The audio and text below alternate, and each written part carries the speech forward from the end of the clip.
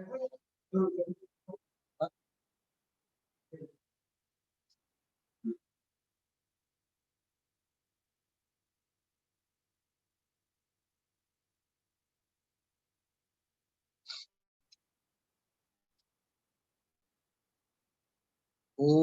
नमः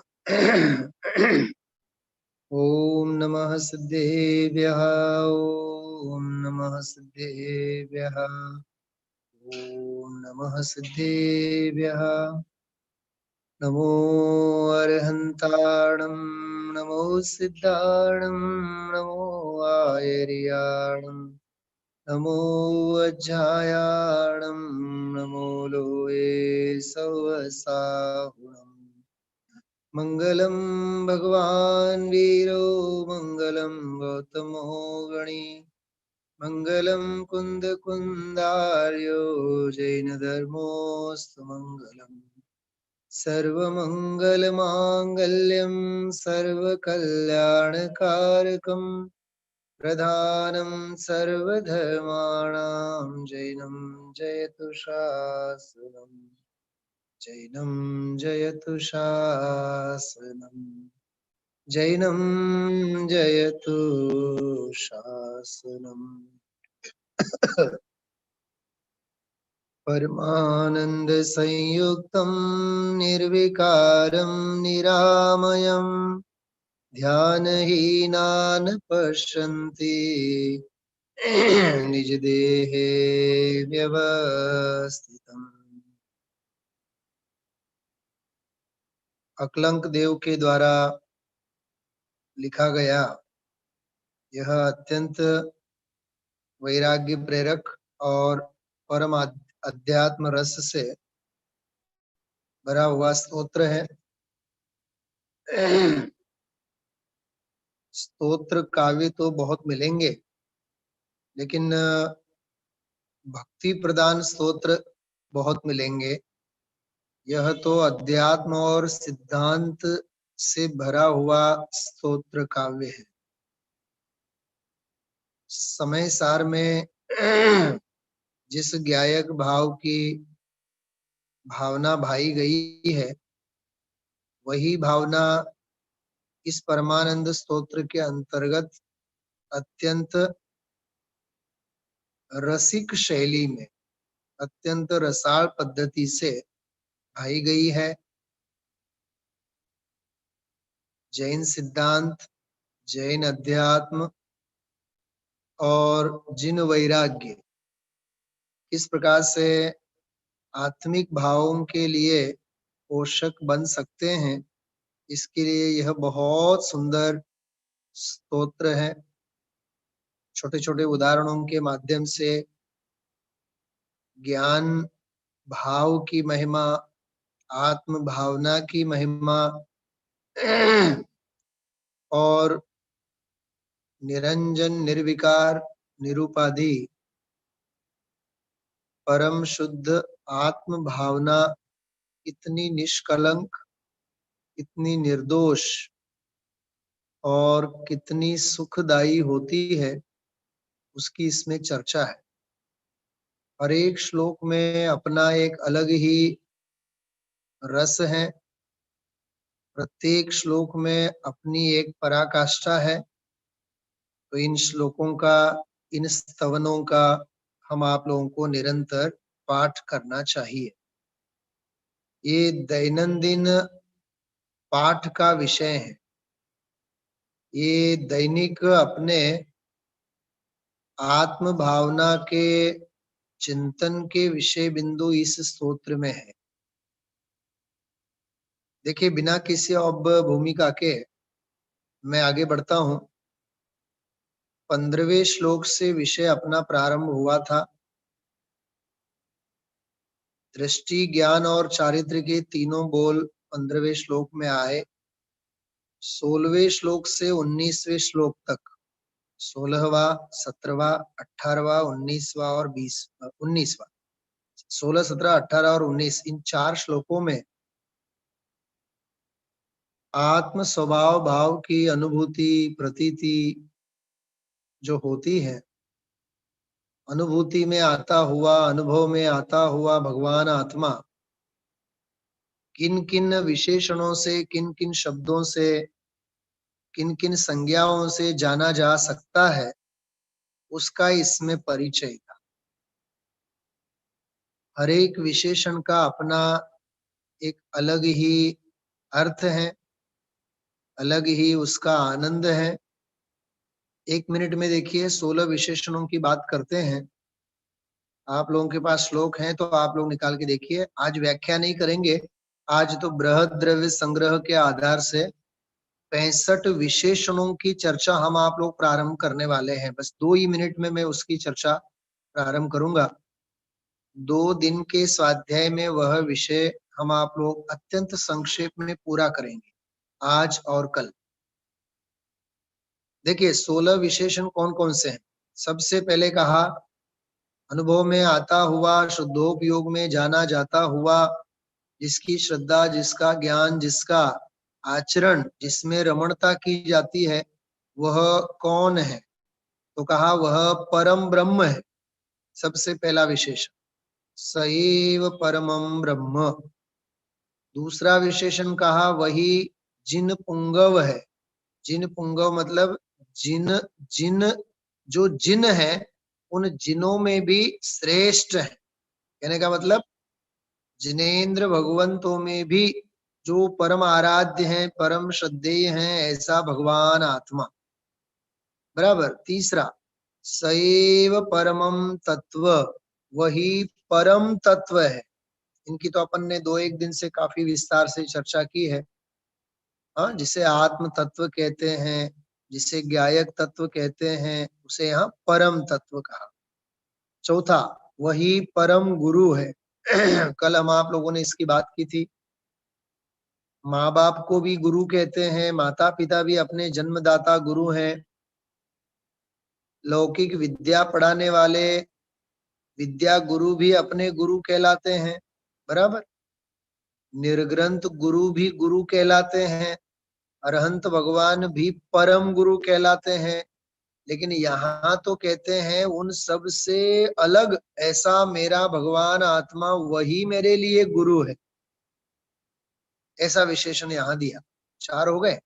आगे, वह परम ज्योति है, परम तप है। देखिए परम तप कहा, स्वरूप प्रतपनम तपह, स्वरूप का तपना असल में वही तप है। यहाँ तो कहते हैं स्वरूप स्वयं तप है। ये कितनी सुंदर बात है। हाँ? तो आहार औषध आदि के त्याग से संबंधित बाह्य तप तो कहाँ रह गए। हाँ? वही परम तप है, वही परम ध्यान है। कितना सुंदर शब्द आया, वही परम ध्यान है। वाह। आर्त ध्यान, रौद्र ध्यान, धर्म ध्यान, शुक्ल ध्यान, इन सब से अलग बस स्वरूप स्वभाव भाव जो है उसका संचेतन है, उसका जो संवेदन है वही परम ध्यान है। उस जैसा ध्यान कोई है नहीं। आगे, सएव परमम तपः हो गया, परमम ध्यानम, सएव परमात्मनः, वही परमात्मा है। 18वां, सएव सर्व कल्याणम, वही सर्वस्व कल्याण है, उसके अलावा कोई कल्याण है नहीं। और आत्म संवेदन, आत्म संचेतन ही असली कल्याण है। क्या गजब की बात है। हाँ? स्वरूप की दृष्टि, स्वरूप का ज्ञान, स्वरूप की लीनता, वही सर्व कल्याण है, सर्वस्व कल्याण है। उसके अलावा कोई और कल्याण है नहीं, था नहीं और हो नहीं सकता है। आगे देखिए, सएव सुख भाजनम, वही सुख का भाजन है, पात्र है, मतलब सुख का पात्र है। आगे, सएव शुद्ध चिद्रूपम, वही शुद्ध चिद्रूप है। सएव परमः शिवः, वही परम शिव है। बराबर। ये हो गए 12 हो गए अब तक, 16, 17 और 18, 3 श्लोकों में। आगे देखिए अंतिम 4, सएव परमानंदः, वही परम आनंद है। सैव सुखदायकः, वही सुखदायक है, वही सुखदाता है। सुखदाता, सुख देने वाला है। सैव परम ज्ञानम, वही परम ज्ञान है। देखिए, मति ज्ञान, श्रुत ज्ञान, अवधि ज्ञान, इन सबको उड़ा दिया और कहते हैं वही परम ज्ञान है और वही गुण सागर है। सैव गुण सागर, वही गुण सागर है। इस रूप से यहाँ बहुत सुंदर 16 विशेषणों के माध्यम से स्वरूप परमानंद स्तोत्र के अंतर्गत चर्चा हुई। ये लगभग मैंने विगत 4-5 दिनों से इस विषय को बारंबार रिपीट किया है और आज के स्वाध्याय के अंत में इन्हीं श्लोकों का हम 1-2 मिनट में पाठ भी करेंगे ताकि आप लोगों को ये देखिए, ऐसा है, बारंबार पढ़ने से भाव भाषण के अवसर होते हैं। हमें बारंबार इन जैसे स्तुतियों का, स्तोत्रों का पाठ करना चाहिए। ये सब भक्ति गीत है, ये आध्यात्मिक भक्तियां हैं सब, इनका हम आप लोगों को पाठ करना चाहिए। चलिए अब आगे बढ़ते हैं हम आप लोग। एक बहुत सुंदर रहस्यमयी चर्चा जो भक्ता अपने बृहद द्रव्य संग्रह के अंतर्गत इसकी चर्चा की है। मैं तो सच में बहुत उल्लसित हृदय से, बहुत प्रसन्न चित्त से इस विषय को आप सबके सामने रखना चाहता हूँ। देखिए, ये 57 नंबर, सॉरी 56 नंबर की गाथा है और 56 नंबर की गाथा, कुल 58 गाथाएं हैं इसमें। 57-58 गाथाएं हैं केवल, और 58 गाथाएं हैं। 58 गाथाओं में द्रव्य संग्रह पूरा हो जाता है। इसी गजब की बात है, केवल 58 गाथा और 3 अधिकार है मात्र। केवल 15 से 20 मिनट लगते हैं द्रव्य संग्रह का पाठ करने में। पूरे 20 मिनट में द्रव्य संग्रह का पारायण हो जाता है।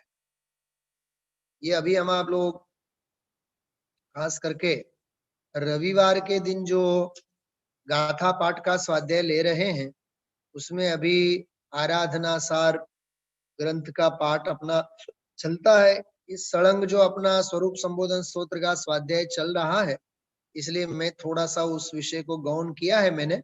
बाकी वो चलेगा, फिर 365 दिन तो चल ही रहा है, लेकिन ये सड़ंग स्वाध्याय चल रहे हैं। इसी हेतु से मैंने स्वरूप संबोधन को ही कंटिन्यूटी में रखा है ताकि आप लोगों की भी थोड़ी बराबर भावना बनी रहे और निरंतरता उस विषय में बनी रहे। बस केवल इतना अपना प्रयोजन है, बाकी और कोई प्रयोजन नहीं है। देखिए, 56 नंबर की गाथा, तो उस गाथा पाठ के स्वाध्याय के क्रम में हम आप लोग जरूर ये विषय लेंगे, बराबर, भविष्य में जब लेंगे, जब मूल प्राकृत गाथा भी है और इनके हिंदी अनुवाद भी हैं, हरिगीतिका भी है अपने पास। इसके अलावा आदरणीय डॉक्टर हुकुमचंद बारिल साहब ने द्रव्य संग्रह की इन गाथाओं का हिंदी में सुंदर अनुवाद भी किया है, भावानुवाद बहुत बढ़िया है। उन गाथाओं का भी पाठ हम आप लोग करेंगे, उससे भी आप लोगों को और आनंद आएगा। साहित्य तो अपने पास सब है, सामग्री तो सब है, हाँ, मतलब समझो, पंच पकवान तो अपने पास, 56 प्रकार के भोग सब तैयार है। बस बशर्ते भूख लगनी चाहिए, खाने वाला चाहिए बस। हाँ, पिरसने वाले भी हैं, थाली भी है, अन्न भी है। अब भूखे की राह देखने की बात है। बस भूखा जो है ना, वो दौड़ दौड़ के आवे और इसका प्राशन करे, बस उतनी आवश्यकता है। समझाई छे शू कीधुं आ? हाँ, शास्त्र सब प्रकार के हैं, पिरसने वाले भी हैं, पिरसने की पद्धति भी है, पिरसने के लिए द्रव्य भी है, क्षेत्र भी है, काल भी है, लेकिन अब खाने वाले के भाव के ऊपर सारा निर्भर करता है। हाँ, सामने वाले की कितनी भूख खुली होती है, वह कितना लाभ ले पाएगा, उसके आधार से सारा ये विषय निर्भर करेगा। समझ में आई बात? हाँ, ऐसा है भाई, ये तो जितना आप मानो, जितना आनंद लो, उतना कम है। बराबर। चलिए अब हम आप लोग आगे बढ़ते हैं। देखिए प्रारंभ करते हैं।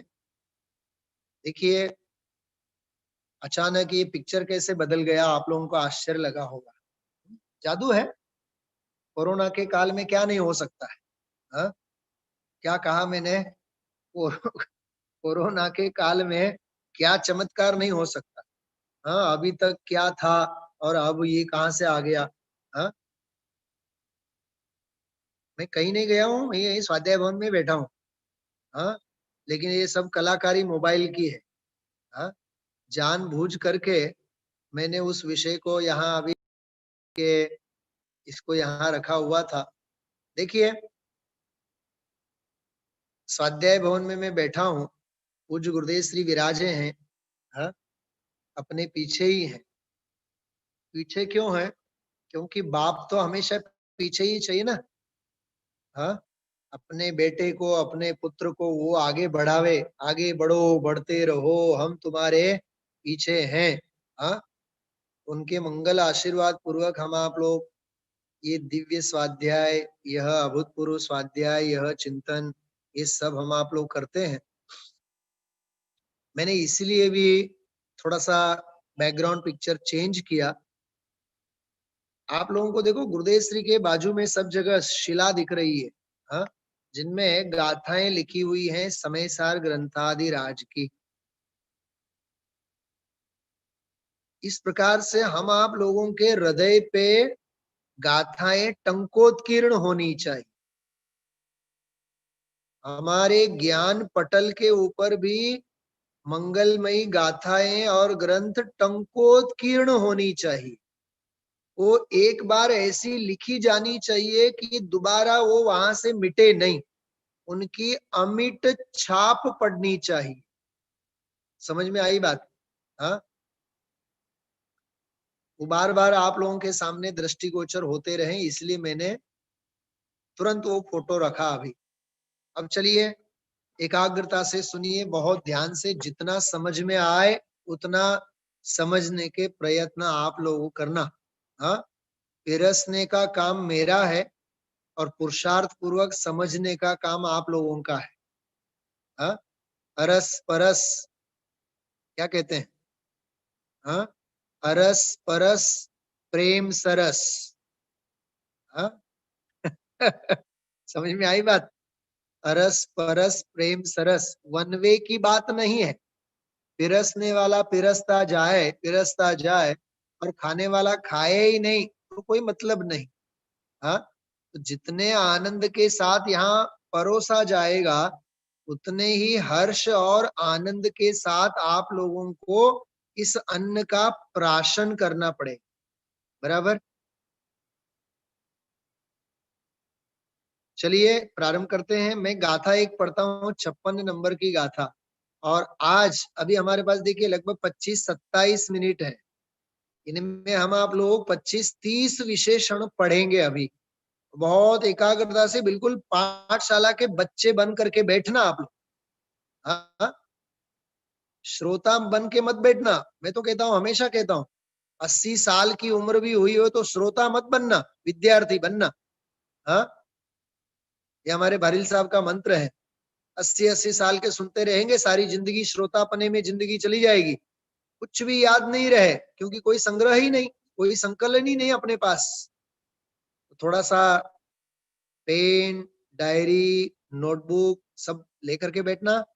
और जब से मैं विशेषण बताऊंगा उनकी लिस्ट तैयार करना। आप बहुत जोरदार लगेगा आपको। और उनको देख देख करके भी जो आप लोगों को प्रसन्नता होगी ना अपनी डायरी को, उससे भी मुफ्त में पुण्य बंधेगा। इसलिए थोड़ा सा लेखन कार्य भी साथ में आप लोग करेंगे। ओके, पहले देखिए, जिस गाथा की टीका में वे सारे बोल हैं, जैसे वो परमानंद स्तोत्र में 16 बोल हम आप लोगों ने पढ़े, यहाँ 65 बोल है, 65। पहले गाथा पढ़ते हैं। मा चिट्ठः मा जम्पः मा चिन्तः किं विजेण होइथिरो। अब अप्पापमिरो ईणमेव परम हवे जानम। बहुत सुंदर गाथा है। ऐसा लगता है जैसे कि माँ अपने बच्चे को समझा रही, ऐसी भाषा है। कैसी भाषा देखो, मा चिट्टह मा जंपह, मा चिट्टह એટલે कोई चेष्टा मत करो, किसी भी प्रकार की चेष्टा मत करो। माँ जंपह, बोलो मत, जल्प मत करो, चेष्टा नहीं करो, जल्प नहीं करो। माँ जंपह, माँ चिंतह, कोई चिंतन मत करो। देखो ये क्या कहा, सुनना ध्यान से। माँ चिट्टह मतलब कोई चेष्टा मत करो, मतलब काया विचलित न करो। माँ जंपह मतलब जल्प मत करो, मतलब कुछ बोलो मत, मतलब काया की क्रिया को मत करो, वचन की क्रिया को मत करो। और माँ चिंतह, चिंतन कुछ मत करो, कहने का मतलब अपने मन को मत दौड़ाओ, मतलब मन की एकाग्रता, वचन की एकाग्रता और काया की एकाग्रता। आ गई बात कल वाली, कौन सी, वो भारत वाली। समझाणु। अब जिनको समझ में आ गए वो बराबर हंसने लगे हैं। देखो ऐसा है, समझ में आता है तो हास्य निकलता है, नहीं समझ में आता है तो गंभीरता होती है अपने चेहरे पे।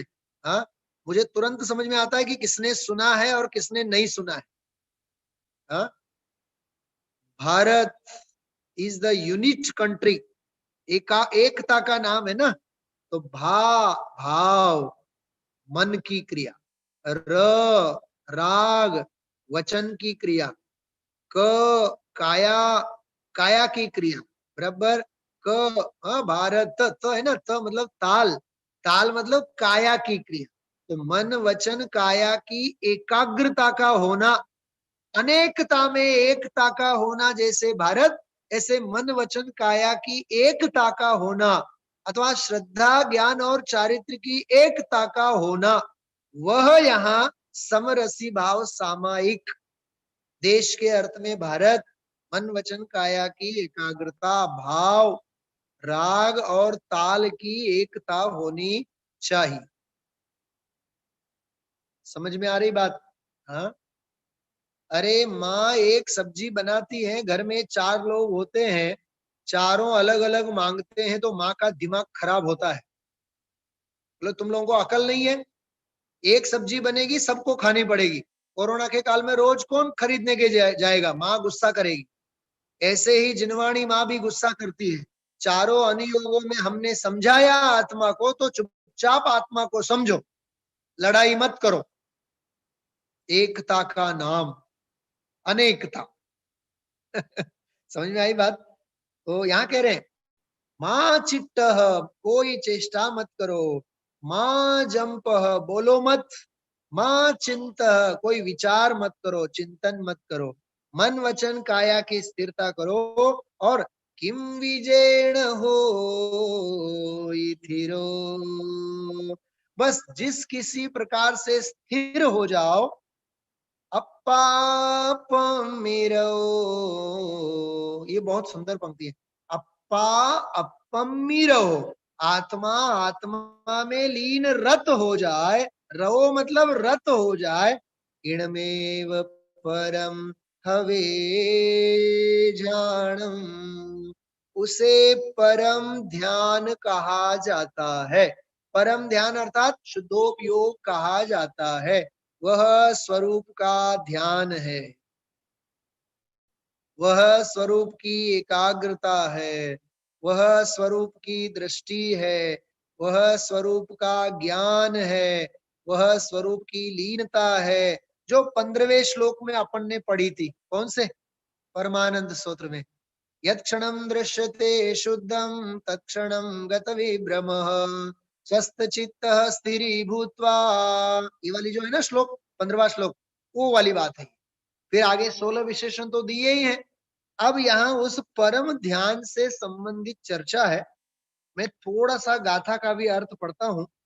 देखिए, नित्य निरंजन और क्रिया रहित, देखो क्रिया रहित मतलब चेष्टा रहित, और ऐसा जो निज शुद्ध आत्मा का अनुभव है उसको रोकने वाला जो शुभाशुभ चेष्टा रूप काय का व्यापार, क्या कहा है, शुभ रूप प्रवृत्ति, अशुभ रूप प्रवृत्ति, पुण्य पाप के रूप में जो कायिक चेष्टा है उसको, और इसी प्रकार शुभ अशुभ अंतरंग बहिरंग रूप वचन के व्यापार को, वचन व्यापार, इसी प्रकार शुभाशुभ विकल्पों के समूह रूप मन के व्यापार को कुछ भी मत करो।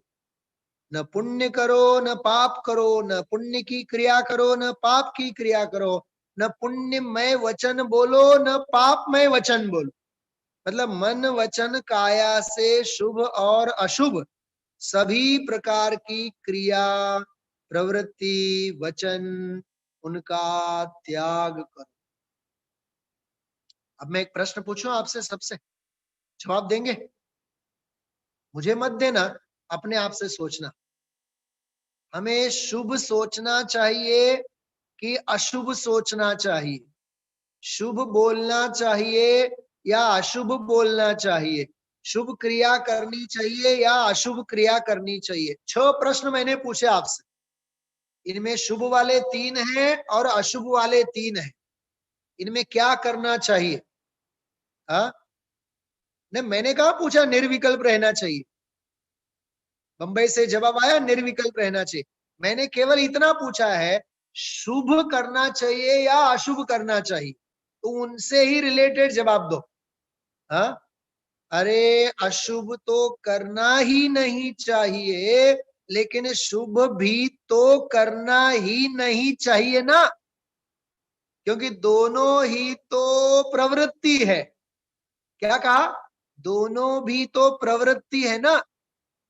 हाँ, अरे निवृत्त स्वभाव है, निवृत्त रहना चाहिए। क्या कहा? हाँ, निवृत्त स्वरूप है, निवृत्त रहना चाहिए। ये गजब की बात, वो परम ध्यान की चर्चा यहाँ की है। चलिए मैं आगे बढ़ता हूं फटाफट। सहज शुद्ध ज्ञान और दर्शन स्वभाव को धारण करने वाला जो परम तत्व है उसके सम्यक श्रद्धान ज्ञान और आचरण करने रूप अभेद रत्नत्रय, भाषा देखना, अभेद रत्नत्रय, उस स्वरूप जो परम ध्यान है, आया विषय, वह जो परम ध्यान है उससे उत्पन्न सब प्रदेशों में आनंद पैदा करने वाला, देखो एक भी प्रदेश बाकी नहीं रहे। प्रांजल प्रदेश प्रदेश में पीयूष निर्झर झर गए। बहुत सुंदर बात है। सर्वांग में सुख की लहर, सर्वांग में आनंद, एक भी प्रदेश बाकी नहीं रहे, बराबर। वह परम ध्यान, बराबर, सभी प्रदेशों को आनंद पैदा करने वाला ऐसा जो सुख, उसके आस्वाद रूप परिणति उत्पन्न, परिणति सहित निज आत्मा में परिणत, तल्लीन और तन्मय तच्चित्त होकर के स्थिर होता है। यही जो आत्मा के सुख रूप में परिणमन होना है, निश्चय से परम, परम अर्थात उत्कृष्ट ध्यान है। क्या प्रकरण चल रहा है द्रव्य संग्रह में? परम ध्यान, स्वरूप ध्यान, शुद्धोपयोग, स्वरूप की लीनता, ये विषय चल रहा है। अब वो जो परम ध्यान है, वह परम ध्यान क्या कह रहे हैं, देखो अब बहुत एकाग्रता से सुनना। उस परम ध्यान में स्थित हुए जीवों को वीतराग परमानंद सुख प्रतिभासता है, अनुभव में आता है। वही निश्चय मोक्ष मार्ग स्वरूप है। वह परम ध्यान ही निश्चय मोक्ष मार्ग स्वरूप है, बराबर। अब आगे बढ़ते हैं। अभी वो लिस्ट शुरू नहीं हुई है भाई रसिक भाई, अभी थोड़ी देर बाकी है, वो ओरिजिनल लिस्ट बाकी है। मुझे अच्छा लग रहा है, आप बिल्कुल हाथ में डायरी बारी लेकर के बैठे हुए हैं, हाँ। लेकिन थोड़ी देर बाकी है अभी। वह, अब देखना, ये निश्चय मोक्ष मार्ग, अब क्या करें, वह दूसरे पर्याय नामों से मतलब पर्यायवाची शब्दों से, हाँ, वो क्या, इसमें बच्चों को इंग्लिश में सेनोनोमीज बोलते हैं, सेनोनोमीज, हाँ, एक एंटोनोमीज और एक सेनोनोमीज। मुझे समझ में नहीं है कैसे शब्द है यार, सेनोनोमीज और एंटोनोमीज, मुझे तो उसका भाव भाषण ही नहीं होता है। समानार्थी और विरुद्धार्थ, अपन तो जो भाई देसी है, हाँ, शुद्ध देसी लोग हैं, तो देसी भाषा में ही अपन समझे। पर्याय नामों से, पर्यायवाची नामों से क्या क्या कहलाता है, उसको किन किन नामों से लोग कहते हैं, लोग मतलब शास्त्रों में कहा जाता है, उसकी यहाँ चर्चा चलती है, बराबर। अब देखना, कुछ नाम पहले दिए हैं, वही शुद्ध आत्मा का स्वरूप है, वही परमात्मा का स्वरूप है, वही एक देश में प्रगटता रूप विवक्षित एक देश शुद्ध निश्चय ने से निज शुद्ध आत्मा के ज्ञान से उत्पन्न जो सुख, वही हुआ जो अमृत जल का सरोवर, उसमें राग आदि मलों से रहित होने के कारण परमहंस स्वरूप है। देखो तीन विशेषण तो यही आ गए, हाँ, वही आत्मा का स्वरूप है, वही परमात्मा का स्वरूप है, वही परमहंस रूप है। लेकिन परमहंस को समझाने के लिए दो पंक्ति लिखी, हाँ, इस परम ध्यान के भावना के नामों की माला में, लिस्ट में, अभी लिस्ट चालू नहीं हुई, याद रखना, माला में एक देश व्यतिरिक्त व्यक्ति रूप शुद्ध नहीं के व्याख्यान को यथासंभव सब जगह लगा लेना चाहिए। अर्थात यथासंभव ये सब नाम एक देश शुद्ध निश्चय नहीं की अपेक्षा से समझने चाहिए। हो गए, तीन तो नाम पहले ही कह दिया, इसलिए मैंने आपको 68 नाम बताए थे।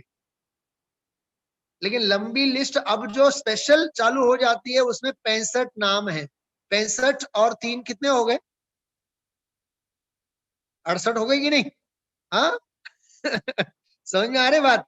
और मैं आपको एक और रहस्य की बात बताऊं, ये मैंने कौन से दिन पढ़ी थी जयपुर में, मैं बताता हूं आपको, डेट बताता हूँ, डेट ये मैंने पढ़ी थी 25 मई, 25 मई में 1993 के दिन, 93, 25 मई, मई महीने के 25 तारीख को 93, तब मैं FY में था, शास्त्री फर्स्ट ईयर में था, मतलब 12th बिल्कुल फ्रेश कंप्लीट ही किया था, और FY में एडमिशन लिया हुआ था मार्च अप्रैल में, और मई महीने में बल्कि जून से चालू हो गया, मई महीने में हम लोग वहीं रुके हुए थे। और अभी जो धवला जी का स्वाध्याय आदरणीय कल्पना बेन जी जो अलीगढ़ से करा रही है, उन्होंने हम लोगों को ये पढ़ाया था, केवल 1 महीने के अंतर्गत हम लोगों ने बृहद द्रव्य संग्रह पूरी की पूरी हमने यह रचना पढ़ी थी। ये है बृहद द्रव्य संग्रह, समझाणु का, ये देखो ग्रंथ बृहद द्रव्य संग्रह, ये है शास्त्र, हाँ, बहुत उस समय ये चढ़ाया हुआ कवर है, ये कवर उस समय चढ़ाया हुआ है, ऐसा कैसा है अभी। देखो अतिशोक्ति की बात नहीं है, जिनवाणी हमें संभालना आनी चाहिए, हाँ, बहुत बहुत बड़ी पूंजी है ये हमारी, बहुत बड़ी निधि है, बहुत बड़ी पूंजी है, हाँ। जब मैं विद्यार्थी के रूप में पढ़ता था, तब ये कल्पना भी नहीं की थी हमने कि ये ग्रंथ कभी हमें पढ़ाने का मौका मिलेगा। एक और बात देखना, मैं आपको बताता हूँ इसमें पॉइंट कैसे बनाए हैं।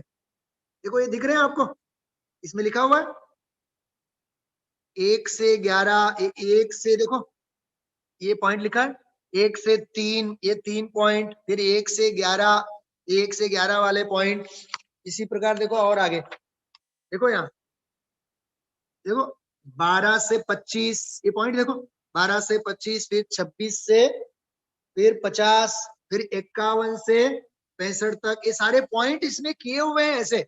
उसी समय पेंसिल से लिखे हुए हैं ये सब, जब मैं स्टूडेंट के रूप में पढ़ता था। चलिए अब आगे बढ़ते हैं। अब फटाफट एक एक बात अपन लोग संक्षेप में लेंगे। अब वो 65 नाम आएंगे, देखिए तीन तीन नाम तो अलग ही है, समझो आप। वह शुद्धात्म रूप है, परमात्म रूप है, परमहंस रूप है, ये तीन भी अलग से समझ ही लेना। अब देखिए, वही पर ब्रह्म स्वरूप है। एक बार मैं थोड़ा सा मतलब चिंतित हूं, पता नहीं आप लोग विषय को समझ पा रहे हैं कि नहीं। निर्विकल्प वीतराग समाधिमय परिणति, वह तो अभेद है, लेकिन पर्यायार्थिक नय से पर्यायवाची शब्दों में कैसे कैसे उसे जाना जा सकता है, कहा जा सकता है, उसकी इसमें चर्चा है। देखिए तीन नाम तो हो गए। अब देखिए, अब 65 की लंबी लिस्ट चलेगी।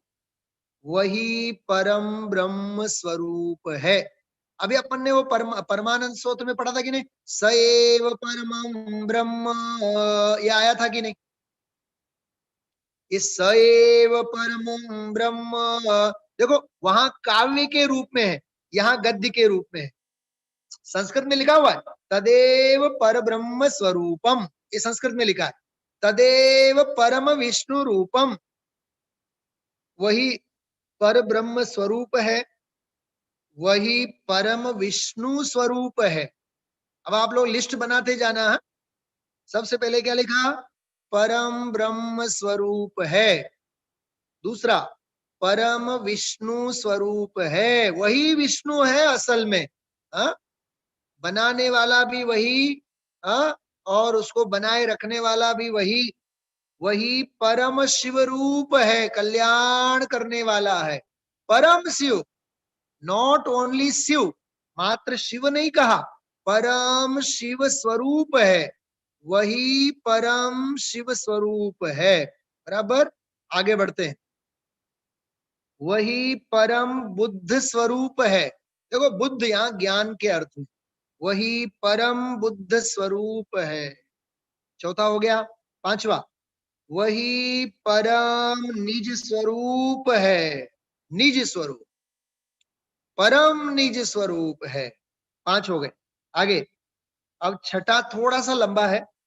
वही परम निज आत्मा की प्राप्ति रूप लक्षण का धारक जो सिद्ध है, उस रूप है। देखो स्वयं सिद्ध नहीं कहते अपन लोग, स्वयं सिद्ध। हाँ, हे स्वयं सिद्ध भगवान, तुम साध्य बनो मेरे, ऐसे कि निज परमात्मा, परम निज आत्मा की प्राप्ति रूप लक्षण का धारक सिद्ध उस रूप है, मतलब स्वयं सिद्ध रूप है। ये छठा पॉइंट। सातवां, वही निरंजन रूप है। अभी परमात्म प्रकाश में इस विशेषण की चर्चा कल परसों गुरुदेव श्री के प्रवचन में आई थी। कर्म रज से रहित, द्रव्य कर्म से रहित, भाव कर्म से रहित, नो कर्म से रहित, मतलब कर्म मात्र से रहित ऐसा जो शुद्ध स्वभाव भाव है, वह निरंजन रूप है। बराबर। अंजन का अर्थ होता है दोष, निरंजन मतलब निर्दोष। द्रव्य कर्म, भाव कर्म, नो कर्म, मोह राग द्वेष, जन्म जरा मरण, अरि रज रहस, इन सब से जो रहित होता है उसे निरंजन कहते हैं। आप लोगों ने एक सुना होगा अन्य संप्रदाय में वगैरह, ये रामकृष्ण है अथवा स्वामीनारायण है, इनमें अलख निरंजन कहा जाता है। अलख निरंजन, सामने अलख निरंजन। हम जब गांव में गुरुकुल में पढ़ते थे तो वहां एक साधु आता था कायम, वो हमारे गुरुजी का खास दोस्त था। हमारे गुरुजी हम लोगों को कहते थे, वो गुरुजी और वह साधु वो एक ही क्लास में पढ़ते थे। वो गुरुजी और वो साधु एक ही क्लास में पढ़ते थे दोनों। अभी गुरुजी तो बन गए संस्था के संचालक, और वो बेचारा भीख मांगते मांगते खाते खाते न जाने कहाँ का साधु हो गया। बस वो अलख निरंजन, अलख निरंजन, अलख निरंजन ऐसा ही बोलता था। तो वो हर रविवार के दिन वहां गुरुकुल में मिष्टान्न होता था, स्वीट। गुरुकुल में हर रविवार के दिन मिष्टान्न होता था। बराबर शनिवार की रात्रि में वो वहां गुरुकुल में पहुंच जाता था। फिर दूसरे दिन बच्चों के साथ बैठ करके खाना खाता था, तो हमारे गुरुजी बताते थे कि ये मेरा दोस्त है, ये है भले ही साधु बन गया है, लेकिन ये मेरा दोस्त है, बहुत होशियार था, लेकिन पता नहीं संसार में क्या बेचारे के जीवन में वैराग्य के प्रसंग बन गए, सब छोड़ छाड़ करके हिंदू साधु हो गया वो। लेकिन वो बोले अलख निरंजन, अलख निरंजन। ये निरंजन क्या है? समझ में आया? ये निरंजन मतलब निर्दोष। हाँ, बहुत सुंदर शब्द है। हो गए, 7 हो गए। वही निरंजन रूप है। मैं रिपीट नहीं करूंगा, हाँ, कल समय मिलेगा तो मैं कल एक बार और मैं रिपीट करूंगा, पढ़ूंगा, लेकिन अभी नहीं करूंगा। अभी तो अपन आगे बढ़ो, बढ़ते रहो, बराबर। अब 8वां, वही निर्मल है। देखो निर्मल, वाह कितना सुंदर शब्द है। शुद्धोपयोग रूप परम ध्यान को निर्मल भी कहते हैं। देखो, निर्मल ध्यान कहो, परम ध्यान कहो, गायक का ध्यान कहो, आत्मा का ध्यान कहो, परमात्मा का ध्यान कहो, सब एक है। निर्मल, इतना इस एक शब्द में ही सब कुछ आ जाता है। वही निर्मल है। थोड़ा सा यहाँ ब्रैकेट में लिखा हुआ है यार, निर्मल का अर्थ मल मतलब द्रव्य भाव नो कर्म, इन तीनों को मल कहा जाता है। परमानंद स्तोत्र में स्तोत्र भी आया था, आपको ख्याल में होगा तो, हाँ, द्रव्य कर्म मलैर्मुक्तम भाव कर्म विवर्जितम, ऐसा श्लोक था, तो उसमें मल शब्द आया था। हाँ, द्रव्य कर्म, भाव कर्म, नो कर्म, तीनों को मल कहा जाता है। यहाँ कहते हैं निर्मल अर्थात द्रव्य भाव और नो कर्मों से रहित। 8 हो गए। निर्मल बराबर निर्मल स्वरूप का धारक है, ऐसा। अब आप देखो 9वां, वही स्वसंवेदन अवस्था स्वरूप, क्या कहते हैं, परम वही स्वसंवेदन ज्ञान है। देखो ये गजब की बात, वही स्वसंवेदन ज्ञान है। परम ध्यान कहो, स्वसंवेदन ज्ञान कहो, एक ही बात है। आगे, वही परम तत्व ज्ञान है। वाह, अब सुनना, थोड़ा गंभीर होकर के सुनना। हाँ, अरे एकाध 2 घंटा भगवान की वाणी सुन लिया तो हम तत्वज्ञानी नहीं हो गए। हाँ, ओ हो, ये तो बहुत बड़े तत्वज्ञानी हैं, बहुत उन्होंने शास्त्र लिखा है, बहुत शास्त्र पढ़ते हैं, बहुत शास्त्र सुनते हैं। न बहुत शास्त्र लिखने वाला तत्वज्ञानी है, न पढ़ने वाला तत्वज्ञानी है, न सुनने वाला तत्वज्ञानी है। तत्वज्ञान का फल तो आत्मानुभव है ना, स्वरूप का ध्यान है ना। उस स्वरूप का ध्यान का होना वही परम तत्व ज्ञान है। समझाय छे? हाँ, એટલે મારે કેવું પડે છે, જાગતે રહો।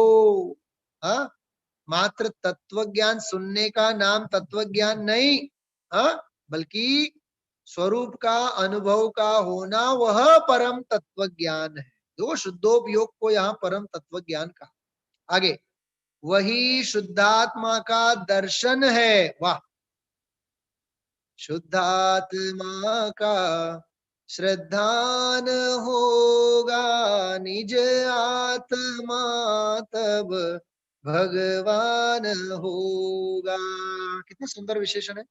वही शुद्धात्मा का दर्शन है, वही परम अवस्था रूप है। देखो, उत्कृष्ट अवस्था, परम अवस्था उसे कहते हैं। वह शुद्धोपयोग की दशा वही उत्कृष्ट अवस्था है, उसके अलावा सब दयनीय दशा है। कमाया, धमाया, गमाया, सब आ गया।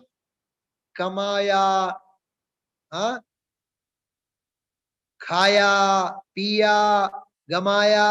हाँ, गुरुदेव श्री की भाषा में कहे तो कमाणा अने बायडी छोकरा पाछळ गमाणा, कमाणा अने बायडी छोकरा पाछळ गमाणा। बोलो, खाया पिया, हो गया, जिंदगी पूरी। हाँ, कर चले हम फिदा जाने तन साथियों, अब तुम्हारे हवाले समय सार साथियों। जाओ, क्या गुरुदेव श्री भाषा में बोलो रजुभाई, क्या जाओ रखड़वा जाओ भव भव में आवे। हाँ, भाव पूरु भावनी औपचारिकता पूरी બધું જ પૂરું। હા, નવો દેશ, નવી જગ્યા, નવો ગામ, નવા રાગ દેશના સંબંધો। हाँ, कैसा पल भर में सारा परिवर्तन हो जाता है। फिर भी हमारी होश नहीं है तत्व ज्ञान को गहराई से समझने की। कुछ नहीं साथ में आएगा, तत्व ज्ञान के संस्कार के अलावा कुछ भी साथ नहीं आएगा, याद रखना। तो क्या कह रहे हैं, परम अवस्था। हाँ, उत्कृष्ट अवस्था तो वो है भाई, धन वैभव पैसा ये कोई दशा है, ये तो दयनीय दशा है। हाँ, हिंदी में ऐसा पूछते हैं क्या हाल है, मालूम? जैसे गुजराती में अपन बोलते हैं ना केम छो। हाँ, उधर अहमदाबाद की तरफ जाते तो वहां बोलते हैं केवा हाल छे। हाँ, केम छो, केवा हाल छे, ऐसा पूछते हैं। तो सामने वाला बोलता है अरे भाई हाल क्या है ये मत पूछो, क्या बेहाल है ये पूछो। और हाल और बेहाल में फर्क है कि नहीं? हाँ, अरे आत्म दृष्टि की अवस्था वही उत्कृष्ट अवस्था है, उसके अलावा सब दयनीय दशा है, सब करुणा के पात्र हैं, दया के पात्र हैं सब। समझाय छे? हाँ, हाँ तो पाड़शो ने तमे लोग। हाँ, आत्म दृष्टि के अलावा, आत्म ज्ञान के अलावा कोई उत्कृष्ट दशा नहीं है। चलो, वही परमात्मा का दर्शन है। वाह, देखो ऊपर कहा था शुद्धात्मा का दर्शन, अभी अभी कहा था, और अब क्या कह रहे हैं, वही परमात्मा का दर्शन है। बराबर, वही परमात्मा का ज्ञान है, वही परम अवस्था रूप परमात्मा का स्पर्शन है। स्पर्शन मतलब छूना। देखो, दर्शन कहो, ज्ञान कहो, स्पर्शन कहो, ये सब अलग अलग अलग अलग शब्दों से कहा जाता है।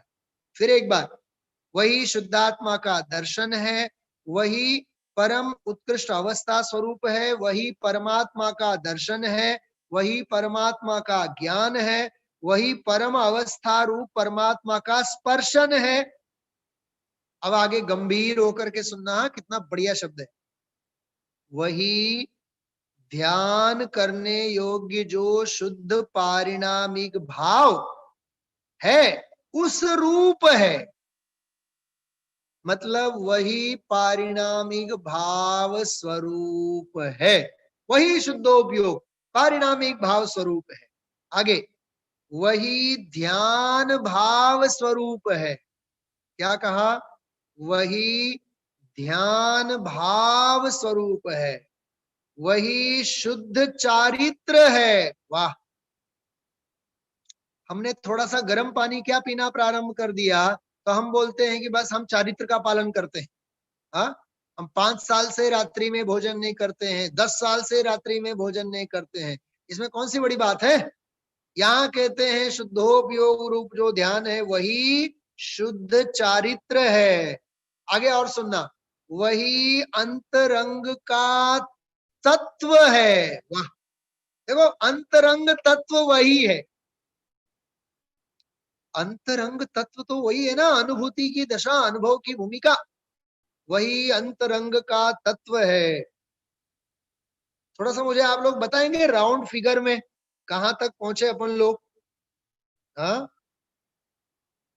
हाँ 19 हो गए ना, 19 हो गए, बराबर। चलो आगे, वही परम तत्व है। देखो ये आ गया, वही अंतरंग का तत्व है, और फिर कहते हैं वही परम तत्व है। वाह, कितना सुंदर। आगे, वही शुद्धात्म द्रव्य है। याद रखना, वो जो निर्विकल्प शुद्धोपयोग रूप समाधि की दशा है, जिसे शुद्धात्मा का दर्शन कहा, जिसे शुद्धात्मा का ज्ञान कहा, जिसे शुद्धात्मा का चारित्र कहा, जिसे शुद्धात्मा का स्पर्शन कहा, उसी को यहां कह दिया शुद्धात्म द्रव्य है। वाह, क्या गजब की बात है। हाँ, एक उदाहरण दे रहा हूं, सुनो। घर में बच्चे का बर्थडे था, बच्चे ने कहा मुझे कल मिठाई खानी। माँ ने बनाए रसगुल्ला। तो बच्चा बोला मुझे मिठाई दो, तो माँ ने कहा ये लो खाओ। तो बच्चा क्या बोलता है मालूम? ये तो रसगुल्ला है, ये मिठाई कहाँ है? कुछ समझ में आया? ये तो रसगुल्ला है, ये मिठाई थोड़ी है। तो माँ बोलती है मूर्ख। क्या बोलती है? मूर्ख। अरे मिठाई कोई अलग चीज नहीं होती है, वो मिठाई अलग अलग रूप में परोसे जाते हैं। आज रसगुल्ला है, कल गुलाब जामुन, तो अलग अलग अलग स्वरूप में है। तो वेदन में आती हुई जो वेदती हुई दशा है, शुद्धोपयोग रूप दशा है, निर्विकल्प समाधि की दशा है, जिसे हम आत्मा का दर्शन कहते हैं, आत्मा का ज्ञान कहते हैं, शुद्धात्मा का चारित्र कहते हैं, शुद्धात्मा का स्पर्शन कहते हैं, वह शुद्धात्म द्रव्य के अलावा कुछ और है ही नहीं। इसलिए यहाँ कहा वह शुद्धात्म द्रव्य है। बराबर, आगे बढ़ते हैं। वही परम ज्योति है। वाह, बहुत सुंदर शब्द है। आया देखो, उसमें आया था परम ज्योति, वही आया इसमें। परम ज्योति मतलब ज्ञान है। वही शुद्धात्मा की अनुभूति है। देखो, वही शुद्धात्मा की अनुभूति है। वही आत्मा द्रव्य है। देखो, वही आत्मा द्रव्य है। एक और ये अलग से विशेषण आया। और आगे, वही आत्मा की प्रतीति है। वही आत्मा की प्रतीति है और वही आत्मा की संवित्ति शब्द है। संवित्ति अर्थात साक्षात्कार, वही आत्मा का साक्षात्कार है। बराबर। इस प्रकार से हम आप लोगों ने लगभग 25 हो गए ना? हाँ, 25 विशेषण हम आप लोगों ने आज देखे हैं। सुना आप लोगों ने सभी ने ध्यान से? हाँ, कहा राजकोट में विराजे हो कि विदेश क्षेत्र में पहुंचे हो? ऐसी अनुभूति होनी चाहिए विदेश क्षेत्र में बैठ करके साक्षात सीमंदर भगवान की बात सुन रहे हैं हम आप लोग। अभी तो 25 की मैंने बात की, 25 प्लस वो 3 पहले के 28, 3 को अलग से गिनो तो 25 से हो गए, तो इसमें 65 है। हाँ, तो अभी भी इसमें 45 नाम बाकी हैं। कल के स्वाध्याय में इन 45 नामों और संज्ञाओं की चर्चा हम आप लोग करेंगे और पूरा पूरा लाभ लेंगे। और शायद सोमवार को एक और दिन भी लेना पड़े तो हम आप लोग इस विषय को लेंगे, इसको और दोबारा लेंगे। उस दिन सोमवार के दिन थोड़ा सा रिपीट करेंगे, तो आप लोगों को बारंबार बारंबार सुनने का सौभाग्य मिलेगा। बराबर। इसके साथ मैं अब विराम की तरफ बढ़ता हूँ। हाथ जोड़िए आप लोग, बाकी का सारा विषय कर लेंगे। जावाणी के ज्ञान ते सूझे लोकालो, सोवाणी मस्तक नमो सदा देत मूढ़ो। बोले द्वादशांग जनवाणी माता की जय हो। बोले परमोपकारी सदगुरुदेव की जय हो।